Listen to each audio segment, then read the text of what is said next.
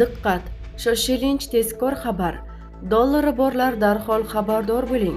O'zbekistonda dollar va rubl kursi keskin o'zgardi. Assalomu alaykum hurmatli tomoshabin.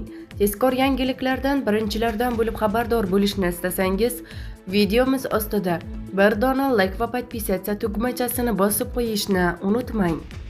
O'zbekiston Respublikasi Markaziy banki xorijiy valyutalarning o'zbek so'miga nisbatan 24-aprel kuni amalda bo'ladigan qiymatini belgiladi. Unga ko'ra yevro kursi 96,06 so'mga tushib 14,051,46 so'm bo'ldi. Rossiya rubli esa 0,25 so'mga pastladi, 160,30 so'mni tashkil etdi.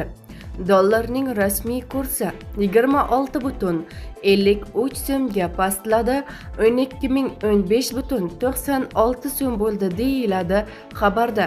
Jahonda va O'zbekda bo'layotgan eng so'nggi yangiliklardan birinchilardan bo'lib xabardor bo'lishni istasangiz, videomiz ostida bir dona like va podpisatsiya tugmachasini bosib qo'yishni unutmang.